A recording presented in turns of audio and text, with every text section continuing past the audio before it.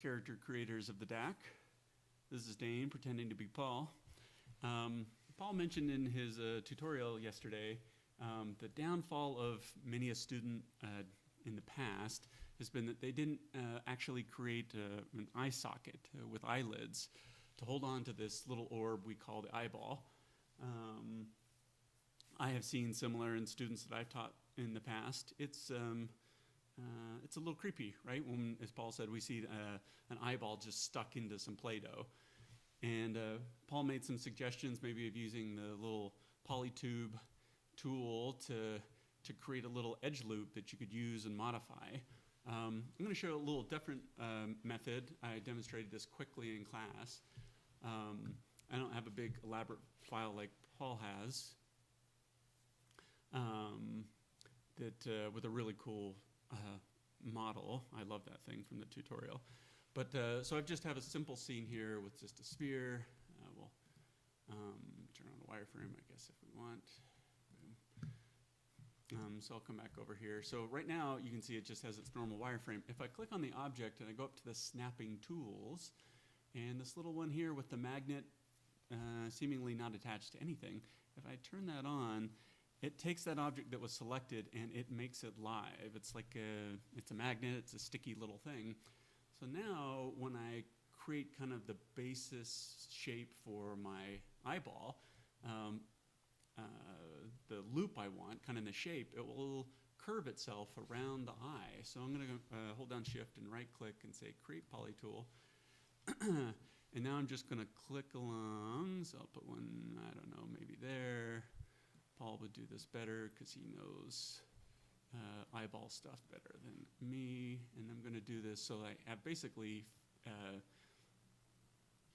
8 spans in each one of these. I'll make this kind of a deep little recessed one maybe there. And we'll pull this one up so it's a little more almond shape. I don't know. All right, so it gives me this shape. And if I move around in 3D here, you can see that it has created a horrific, horrible N-gon. Paul thought he made a horrible flat N-gon the other day on his profile, the character. That one beats that horrific one, right? That's a terrible polygon. So let's go ahead and select the Make Live object. I'm going to go ahead and turn that off. I don't need that anymore. I don't need it to be sticky, so to speak, right? So I do have this face that's a complete nightmare. I'm just going to go ahead and reverse it so it's sticking in the right way. So you might say, oh my God, Dane, this is horrible. You should never teach character creation. So the trick here is if I select those edges, why do I have soft select turned on? Who knows? All right, so I have those. So if I do extrude edge, and I just do a little pull just like that, right?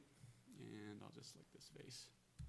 I'll get rid of that, and I'll do the edge again, and I'll extrude that edge out. And maybe what I'll do is start to tuck that back in a little bit. You can start to see where this eye shape, right, this nice loop.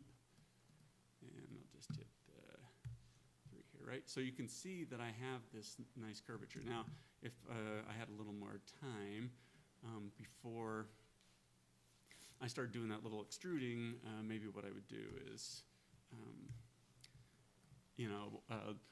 when I was using the Make Live tool, go in here and actually position these a little bit better. I don't like how the lower lid is a little bit further out on that section. And as long as the Make Live tool is active, when I slide those points along, they will stick to the surface. Actually, when you use the Move tool, it says it basically goes into slide mode. So you can position that. But you can see this starts to give me a nice little beginning. Let's do just so we can see this. I'm going to do a little insert, right? All right, let's bring back our eyeball here. All right, and so, oops, did I move that thing? Oh, it's because I started driving back in there on it. So keeping that as a little widget to check out is a good idea. But you can see that I have a curvature now that's a little bit better than just starting with the flat. And if I need to, I could go back in here and let's just grab these edges here. pull them out. So you can see I'm getting a nice arc shape. I think Paul said something like shape is king in this assignment. I totally agree. Okay. And so that's a little recessed one. Let's just do edge extrude again. And this time we'll kind of pull it out.